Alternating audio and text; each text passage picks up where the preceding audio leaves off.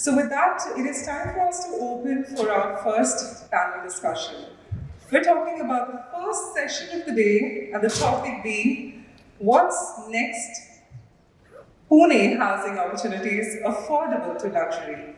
A great topic to now have a conversation on. It is now my honor to first up call upon the session chair. Somebody who's been engaged in the real estate consulting, debt equity, fundraising for real estate projects, organization, recognition, control processes, reorganization, and the implementation consulting for real estate developers. Also somebody who's responsible for investment sales, was previously associated with A&B Capital Advisors Private Limited. We're talking about the President Pune, Anarock, Aditi, Watve. Thank you, Aditi, for joining us.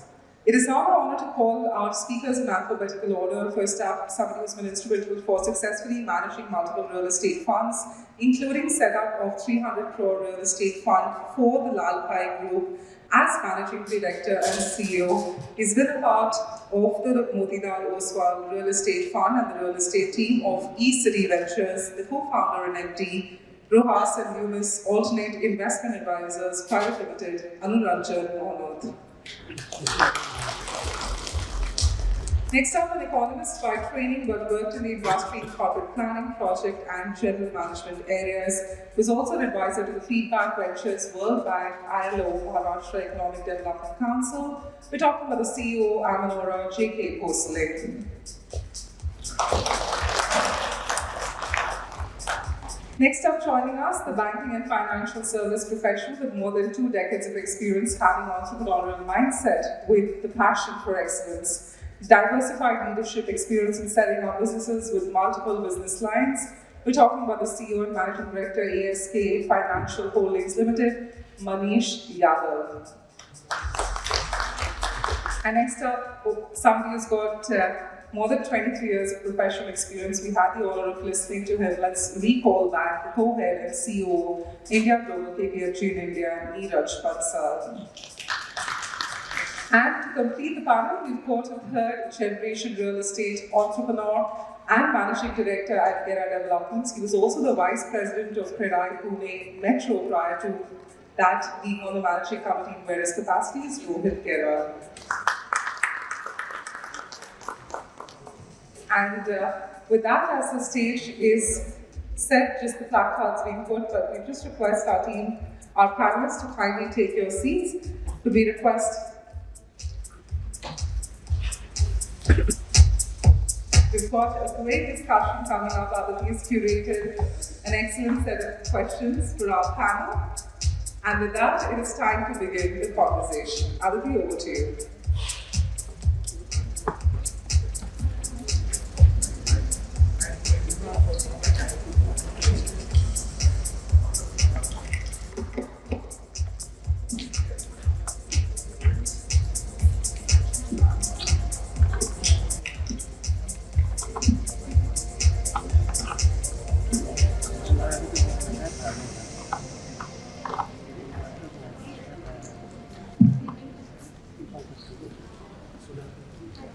Good afternoon, everyone, and thank you very much, Aditi Plus, for giving us this illustrious panel. And I can't wait to ask them the questions that are on the top of my mind, and hopefully the top of the mind for most of you who are watching this.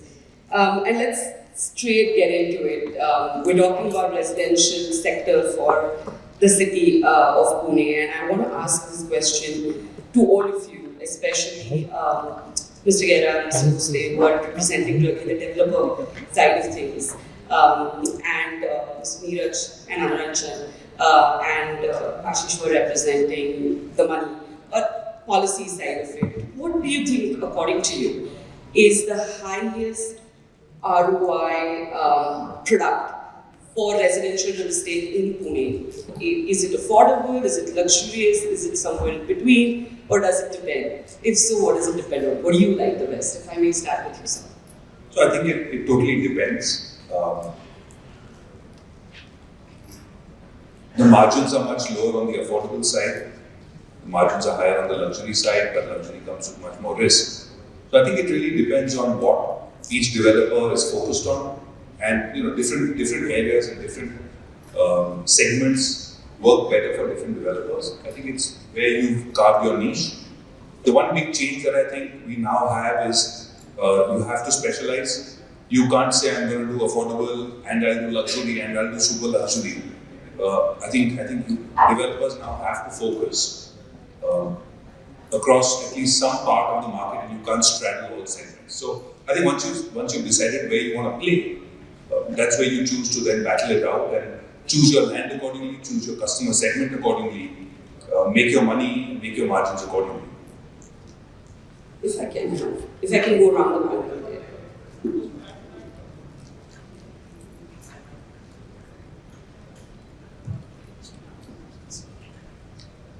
So just to add to that, clearly what Gera said rightly that it depends on the kind of focus that the developer has on it, and product could be something which will give a lot of returns, specifically on the luxury side. I think it's also about the processes that the organization is running there. So for a wafer thin margin product like affordable housing, if the developer has got a very strong processes running, which are geared towards getting the efficiency, getting the turn done up in a strong way, then the margins can get protected from it, but they can otherwise get eroded very quickly as well.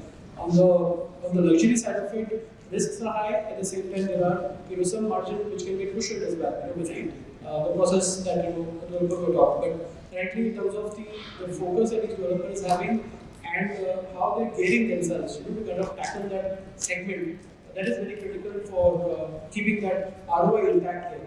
And we've seen that with the regulations that have come up, especially the Gera side of it, there is now, at least for the A-grade developers, there is a lot more level playing field in some way that has been created as well. Because majority of the people have to follow those compliances and get ahead with that. Thank you, Aditi. So from a financial side, that's purely from a developer and from a consulting side. From a financial side, luxury, mid-segment or mass market. These are three segments which we look at very differently. If you ask a financier, we go by specific to city. Which city is it? What kind of affluence is it? Secondly, what's the developer? I mean, what category? As rightly said by Rohit, what's the DNA of the developer? I mean, margins, what does he represent? That is a fundamental call that has to be taken city-wise and the DNA of the developer. So that's something which we look upfront. When we compare cities, there are certain cities like Bombay, I mean very clearly where you have the land cost itself is so high that anything above 1 crore is considered as a mass market product. Whereas if you look at Pune from that standpoint, Pune is a classic example. 75% still is less than your 50 lakhs and 65 lakh rupees. That 75% of the market is still covered by that. And your luxury is still about 15%. So very specific to city and very specific to developer. Margins, that's on the developer. What is he and what's the cost? So it all depends on that. Where do you position yourself? Traditionally, as a banker, all throughout for last 25 years is mass market and mid market. Luxury is scary it's not that we don't do it, but it's city specific and developer specific, always the case. My experience, I share my experience in Amanora. We do all three kinds of products, and velocity of product determines the margin. The mid segment does better, and that's where the margins are high. Luxurious don't do so well because the velocity is slow.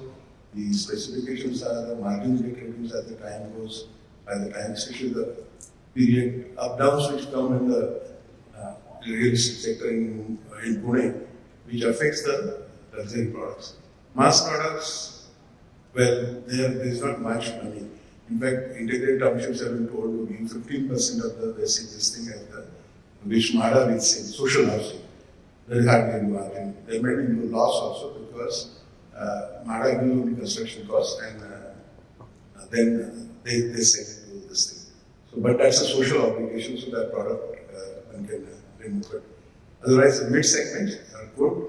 The clients are good, the size is good, ticket size is good, bankers are happy, investors are happy. So that's where the things are in the township. Thank you. What's your say? I will talk from a financial perspective. And with this ROI, I will also add the safety of capital also into account. And from that perspective, what we believe is that the big market housing is relatively safer to for investment, particularly it's like Pune. And if I have to go a little bit below on that, a property which has a joint double land and something like that, we feel safer there. We feel that it's relatively easier to make the desired ROI in these markets. And luxury and a low-cost housing project or mass housing market, probably these all are no for us. Probably. Of course, on commercial side, if it is like, again, if it is on safety, it is also a very, very good product and it's really doing well. So if it's not one of your favorite products, then let's discuss that for a little bit. Affordable classification, as all of us know, is less than 45 lakh for a city like ours. Considering this value, the typical capital values prevalent across the city, considering the fact that government regulations, be it MADA, be it economic intersection housing, be it the DOE policy which is making you develop certain small size houses in the city center, where do you think really will this need, which is tremendous for, I just call it affordable, for affordable housing, where will it get fulfilled from? I know you don't like it, but somebody has to fund it, somebody has to build it. So let's start with money first. No, I think the definition of the 45 lakh rupees or so for affordable, that has to change. The thing is that when we were seeing that, which was given by Neeraj, the average income, national income, has increased from 50,000 rupees to almost 2 lakh rupees in last just 10-12 years. So if the average income has increased, that means the threshold of affordable housing has to increase. Now, if government is providing some incentives on that particular threshold, it will become viable for a lot of developers also and for fund also. Finally, we all see that there is a margin of safety which takes care of inflation, which takes care of returns of all the stakeholders in it. Further, in low-cost housing, I think the model which is prevailing in country, it has to change a little bit. When government is incentivizing through various fiscal measures, it has to provide incentives through availability of land, like what we did in say KIP City. Land is given by government with all approvals, everything, single window. Most of times the layout, etc., is already approved by them. You see, in Jawari, the land was given by government, and developers are there. So these issues of land acquisition, outbidding each other, that goes away, and then affordable housing can really become affordable for mass, and we all can work together in much better way. If you can add something to it, then I have an additional question for you in this. So I'll tell you a few thoughts around affordable. Firstly, a home is affordable if you can afford it. Okay, at 45 lakhs, if you say 5 lakhs is your own contribution, 40 lakhs is your loan typically, right? You're paying an EMI of about 35,000. Your earning is 75,000 bucks, right? 8-9 lakhs a year. I think that's fine as an affordable definition. Now it's a different story that the land isn't available at a price that makes those homes available. Okay. So the question then becomes, how do you make the land available? One is government steps in, buys it, sells it. It has its own sort of issues. According to I think a really simple solution is if you want to do a development of X number of acres, the government you should have a policy where the government has to provide an access road, let's say 100 meters for every 5 acres. Okay? So I want to do 50 acre development, right? The government will necessarily lay a kilometer of road and guarantee public transport on that road. Because if you look at where land is cheaper, it's where there's no access, right? And for private developers to go and buy land in the boonies is not a problem, but how do we get access to it? So the limitation is really the connectivity to the land. And if you just make it mandatory, you say anybody who comes across, right? Now you will say 10 acres, 200 meters, whatever, I'm not fussed about that. You can even tell the developer to pay for that road construction and it's viable. So the arbitrage is really getting inaccessible land and make it accessible. And I think that it isn't rocket science. Can I ask you a follow-up on that? Wouldn't the landowner realize the policy as soon as the developer realizes it too? Wouldn't that shift the land prices gamut a little higher? It certainly would, but the quantum of supply that can come in, every single landowner has the same opportunity. So you have a supply dynamic which will keep the prices in check. Understood. Just say that for meaningful reasons, please understand from a financial standpoint. To give you a blend that at ASK, we do private equity, pure equity, we do structured debt, and we do plain vanilla debt. For the last 15 years, we've been playing in equity and credit kind of a structure. This is the first time we're coming up actually with an affordable housing fund. So we are actually on the road raising money for almost over 1,500 crores for affordable housing.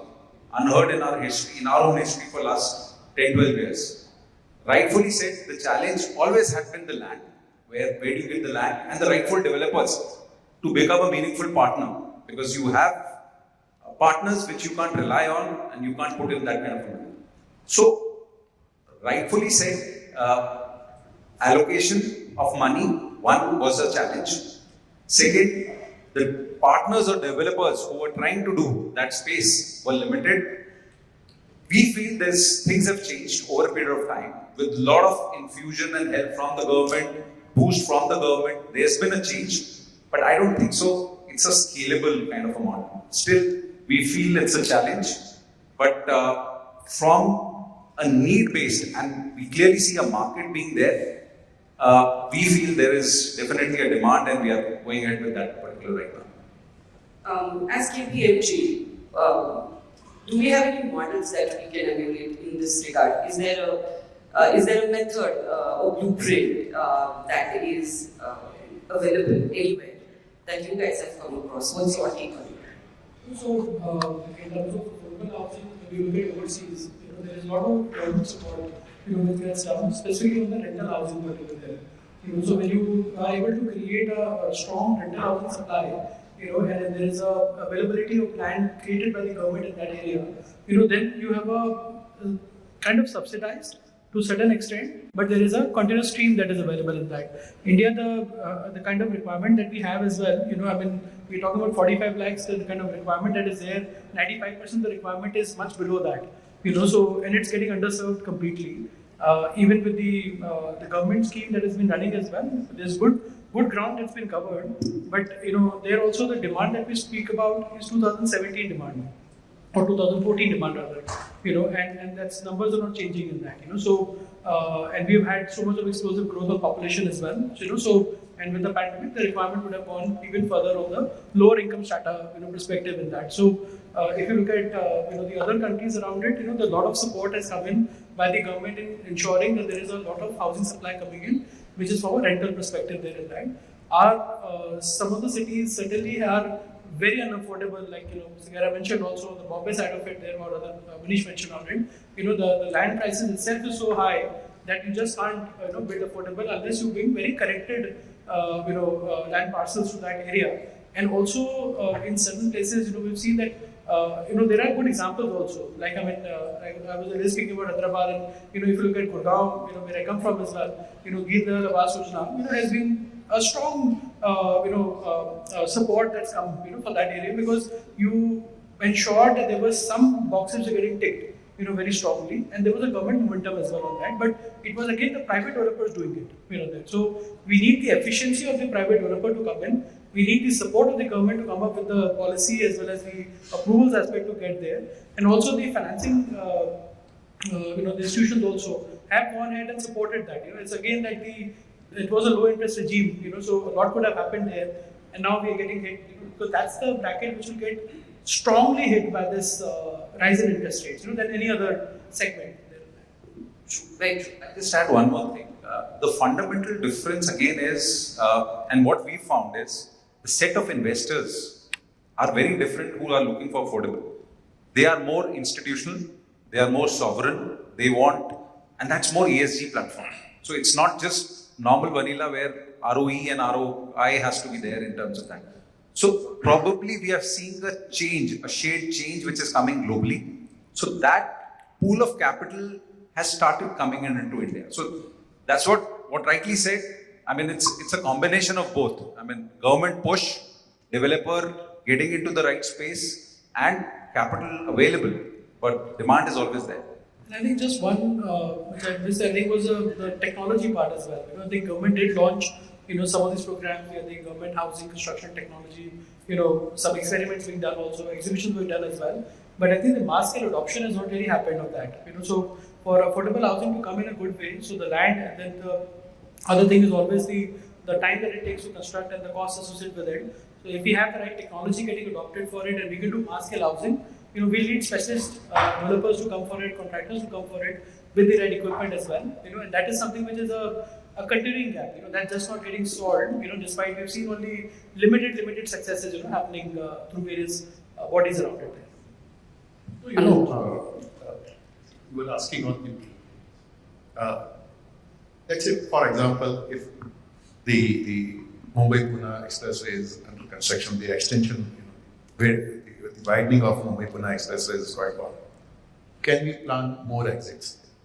As soon as we plan more exits, you have more language. So, the availability of land can increase big time if we, plan these things while creating more. So what I'm hearing really is infrastructure, connectivity, leading to land, attracting the right kind of capital, which is perhaps available somewhere there, and a very, very strong intent and action on the part of government. The developers will always sort of step in wherever they need to step in around and develop these kind of products. But even if you look at, and perhaps it's a reflection of the average increase in per capita income, but even if you look at the average ticket size of a house in Pune, it was probably in its 50s now. We're growing up. We're definitely squarely in 60s, and soon we'll get into 70s in terms of lakh. There's a continuous push upwards, and it is extremely apparent when we start looking at integrated projects such as townships, right? It's continuously getting pushed into higher and higher and higher segment. Why do you think that happens, and what are the factors in your opinion that drive it, sir? If you can explain. Big township, integrated township is like a Shiva Dhanush. It's not easy to make it successful. First, the land. In fact, affordable also, I'm being this thing. In township, affordable housing becomes difficult in spite of government's incentive, etc. There are some tweaking is required that same housing, like you said, Bombay-Pune Road, we create a space available. And the township like Amanora, which land cost is so high, they can provide housing there, that part of the social housing there. So this tweaking, we are advocating to the government. It takes time to convince them those kind of ideas. And what is the second question you're asking? What was the... My point is, when you're developing a township, this entire shift towards higher APR, as we call it, right, average realized rates, there's a continuous push upwards. So we are also, as township developers, trying to develop products which are more luxury compared to a product that we've just developed before that. It's more apparent in larger townships than in individual projects getting developed right next to each other. So I'm just trying to understand why it happens. How is consumer reacting to it? Is there a compulsion from developer side? I think for a township, the kind of facilities, infrastructure which you provide, that gives us some premium as compared to standalone project next door. We get a 10-15% premium. With that, we manage the good infrastructure, upgradation of technology, and try some expenditures, environmental aspects.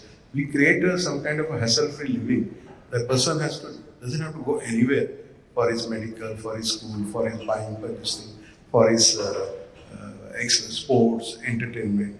So we add these kind of content in township and we try to manage. Try to, really speaking, we create a premium housing, and that is how we survive, because our rates have gone up and the people are preferring. I mean, these days, post-COVID, whatever project we announced, in about 50% of the bookings taken place in the first month itself. So this is a kind of, we try to sort of, some kind of branding which we do. That helps us to keep up with this trend which is coming. So what you're essentially saying is anyone who's sort of going to be able to afford a 40 lakh, sub 45 lakh product is really a guy who's aspiring to buy a 60 lakh. Let's discuss about those guys who can buy 80 lakh easily, but are probably aspiring to buy a crore and a 50 above. And that takes me to the conversation around luxury. And I want to know from you, Rohit sir, what your definition of luxury is. Is it location, specs, the kind of developer who's sort of creating this project? You've created luxury in a location which was not technically identified as luxury. Where is that sort of, how do you do it? So look, I think luxury is really comes out around lifestyle, right? So it's the amount of space. You can have a joint family living in a 5-bedroom home, but that 5 bedrooms are in 2,000 square feet, all very small, and small rooms, but that's not luxury, really, right? You have a 2-bedroom and 2,000 square feet, that's certainly luxury. So, I think it's more about lifestyle. Then along with the lifestyle comes what features, what amenities, what specifications you want. Is it a necessity today to have 2 plug points on each side of the double bed? Right? Is that the necessity today, or is that, 2 years ago that was luxury? Right? So I think it's really about the lifestyle. It's about location, and then as you cater to it, it's the size. Your floor to ceiling heights, for example. Clearly, you go into luxury, you want higher ceilings. So I think it's in a word, lifestyle. Number of car parks that you get with an apartment. Right? The 2,000 square foot apartment with 2 car parks versus the 2,000 with 3 car parks. Right? I think it's really about that and understanding that. So for you, it's incremental and ever evolving. Listen, the whole thing about real estate is always ever evolving. It's a human condition. Right? You asked the question about why are prices going up. Prices are going up because people are continuously wanting more. It's the reason why salaries are going up. Right? Inflation is a part of life. You'll have some deflation in odd times, but otherwise the human condition is to always aspire to be higher, better, and more. And therefore, if you're catering to that small segment who wants more at the highest segment, well then that's who you're catering to. Truly. A sort of extension of that question then for all of you is most of the projects that you and Rohit sir have developed are at locations which are not traditionally city center locations. And I'm talking recent times. You have a massive sort of work history. I'm not going into that before my time, sir. But I think a lot of city center projects get perceived as luxury, though they are 2,000 square foot, probably just 2 car parkings and 3 very, very small rooms with a massive terrace. They get perceived as luxury while they're standalone buildings. And there's a plethora of these projects happening right now, especially in the redevelopment space. I have this question for you, Maneesh, because you have invested massively in the city center projects in the last few years, and for you also, Anuranjan. How do you look at this dichotomy, if I may call it, of city center locations and luxury, not in the way that perhaps Rohit sir defined? Okay. One fundamental question which comes, or fundamental strategy which comes across when we look at from a financial standpoint is, are we on the growth corridor? I mean, whether it is city-centric or even if it is outskirts, are we on the growth corridor? Whichever side it might be. So that is a fundamental underline which we always look at when we are looking at from a financial standpoint. Second aspect is, India is an ambitious country. I mean, we are growing, we are a developing country. Rightfully said by Rohit. Everybody is aspiring. So the whole ambition and the concept of luxury has changed. So never it used to be across that you have 2 car parks. I mean, started with 1 car park, with 2 car parks, with 4 car parks. I mean, things have completely changed. So it's not a bad word. Luxury is not a bad word. I mean, it's something which everybody aspires to be one. The definition of luxury is very different for each segment. That's where it lies. Okay?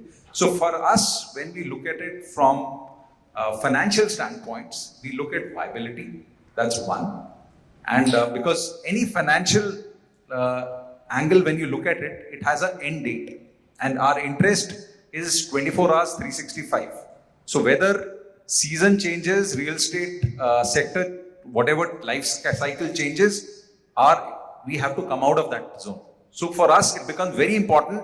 Are we city-centric, or we are on the growth corridor, or we are chasing something outside and we are saying it's a luxury. So that becomes a very critical aspect for us. Understood. How about you? Yeah, I think, post-COVID, I would say the perception about luxury has changed a bit. People have now, they are more preferring for bungalows, outside, more open area, more, easy to do everything within your own system, of course, these all are basic necessities that your 2 parking, 3 parking, your sizes, 5,000 square feet, 6,000 square feet, these all are now okay. Lifestyle right now is more of the convenience within your own thing, plus then a branding. The brand of your building is now also considered within that luxury. If you are like a branded developer, branded building, it has its own perception. It's like having a watch, Rolex versus Armani. The differentiation is now created on brands, on luxury. Great segue. I was just coming to you. When you say luxurious, that means big apartment, nice specifications, but along with that, you have to get a luxurious infrastructure around it. 24/7 water, 24/7 electricity, access to the various facilities. The infrastructure also has to be luxurious. You have a standalone luxurious building, it doesn't really add to the luxury of living there, unless there is surrounding infrastructure, social, physical, everything. Educational is there. That's also add to the luxury of this thing. Today, 2 BHK person in township also feels he's a luxurious because small family and everything is there. So that's a luxury of having infrastructure which is reliable and hassle-free. I just add one thing. Can I just sort of ask him a follow-up if you don't mind? My apologies. Anuranjan brought in this question of brand beautifully, and I want to ask you that when in Amanora for your luxury residential, you went and tied up with a brand. Does that accrete? Does that increase the viability of the project? Does that make it more appealing to the consumer? If you're talking about the very luxurious product where Swarovski we added, it didn't really work. Didn't add it. The Amanora brand itself, and the way we market it in terms of infrastructure and facility, quality of life, the greenness, environment, this thing, smart city elements, that added to our brand. That worked. What we are doing in lifestyle, one of our project, we just tied up with one of the grandmaster in jazz. He'll come once in a month, provide coaching and all.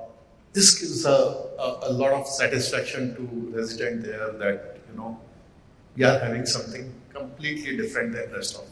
And Anuranjan, we are very proud that the blueprint for this was hatched by Mr. Gera in Pune. So sorry, Neeraj, if you can add something. No, I was just wanting to add that, if you look at it, I think there are 2-3 ways to look at it. One, I think my thought would be to say that luxury is also a perspective of the economic background, at that point in time, there. So something which was a 2-bedroom luxury could be, now be a necessity, and like a 4-bedroom could be luxury there. It just keeps evolving, from an economic strata of the individual as well. And the second thing is, I think there is a difference that one can draw between essential and indulgence.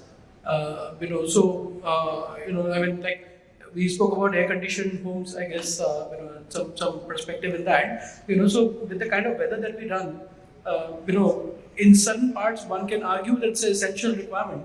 Then an indulgence around it, there. So, and if you just contrast this with a car industry, right? You've got beautiful products coming up, at the lower segment as well, which are having all the features, and or increasingly having the features which are given up in the high end, topmost, perspective as well there. So I think it's also incumbent on the industry as well to kind of innovate, kind of push for the materials, keep going, in that direction to say that changes do happen. We keep the price points in check as well as keep adding features and things as well there, and which does happen. But I think it is happening more incrementally, than what the radical changes, which are required, given that the kind of competition is more regional, than what it could be. Neeraj, we are a very slow industry. We take 3 years minimum to construct. Not very agile, unlike automobile. This brings me to the last question, and I want to start with you, Neeraj, on it, because you touched upon it. On the rental housing, in India, the yield on residential rental housing is sub fixed income, any product you take. And therefore, we have also seen a flight from the investors in recent years, right?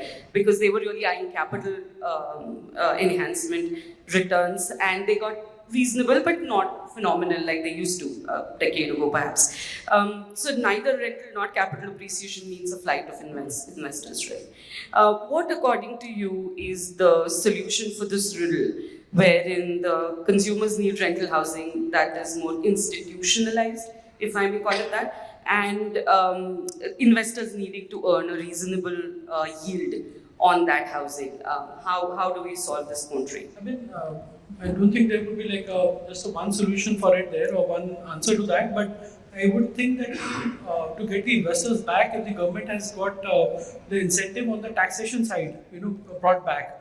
Because I think there was a lot of positive push that was available earlier, for second home, third home, fourth homes around it, with the interest benefit that was coming in there. I think capping that, has kind of led to being that does not happen, naturally around it. So that was a very strong incentive from the government there, which should be brought back, is what my recommendation would be. And I think second is in terms of also the we have a lot of vacant homes, there. The rental policy that has been there, or the law that has been there, there is an inherent fear, with any, by some estimate, there was almost like 1 crore houses which are vacant right there, and we have a shortfall as well in a significant way. So, again, how do we have that confidence restored, between the owners, so that they can give out their houses for rental? That is something which needs to be encouraged around it, because we got a not utilized asset, for everyone to suffer from that. Rohit, so how would you sort of respond on this? You've done something in the US, which is on rental also, I suppose, right now. We've actually done homes for sale.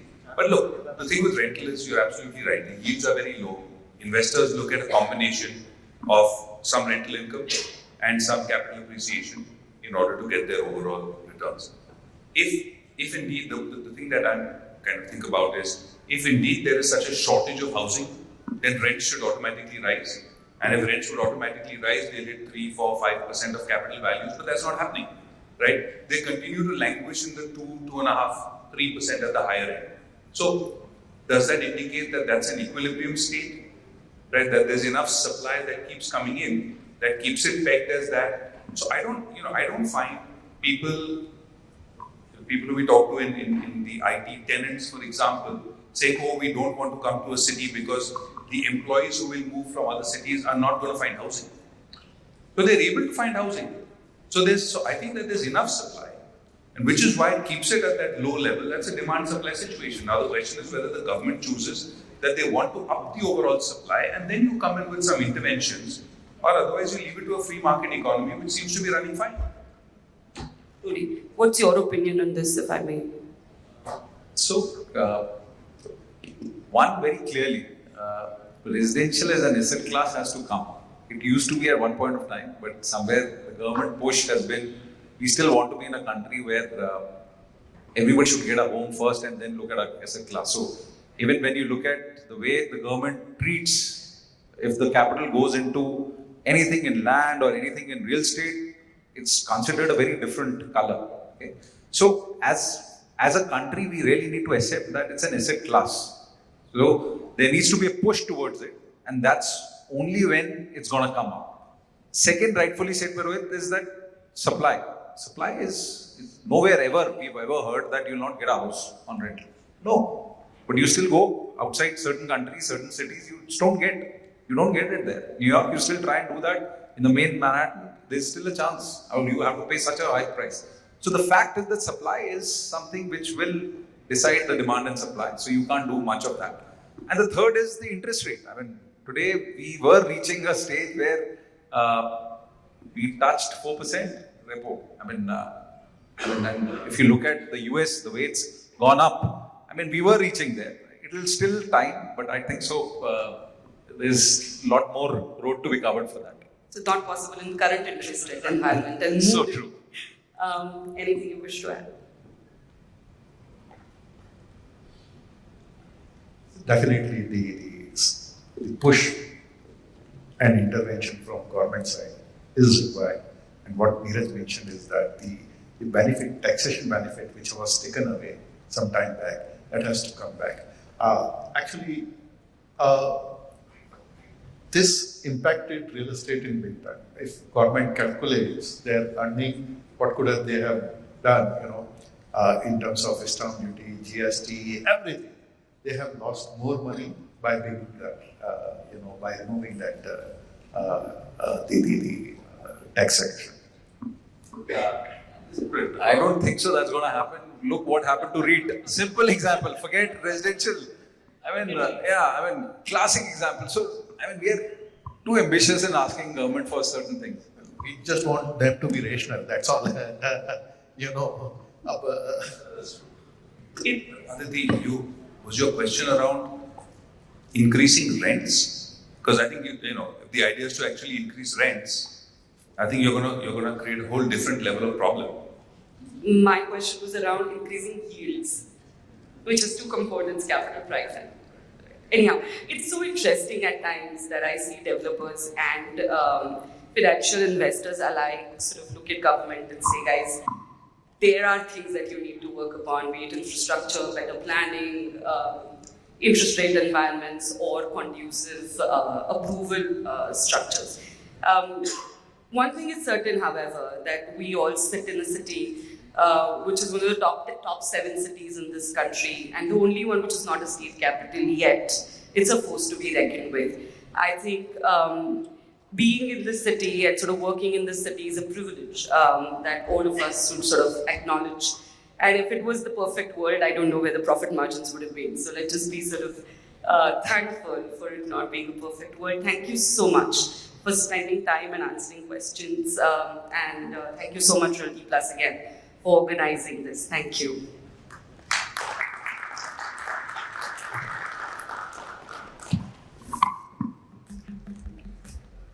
For summarizing it towards the end and of course curating this excellent discussion, we'd like to quickly call upon the country head CRE India Operations Stallion Universal India Private Limited, Praveen Bachav, to kindly join us for helping us in the felicitation. Let's give our man a big, big round of applause.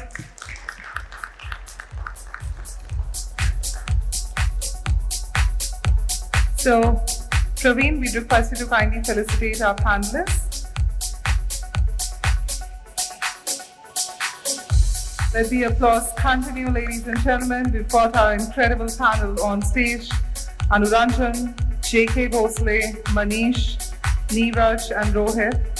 Can we request you to please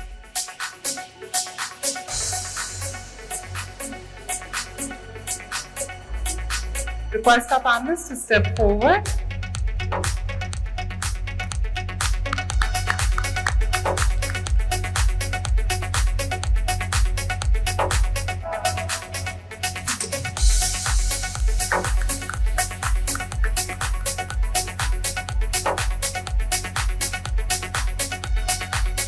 What a great panel discussion. This has turned out to be. We're elated that we have our esteemed panelists amongst us who've contributed with so much excellence on the stage today.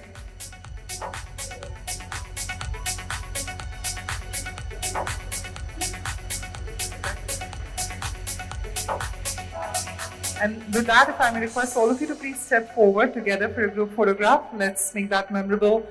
We've got our entire panel with our moderator and of course Praveen joining in.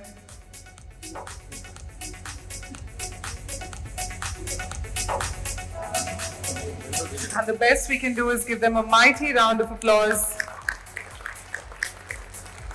Thank you so much for the excellent leadership on the stage and being a part of our discussion today.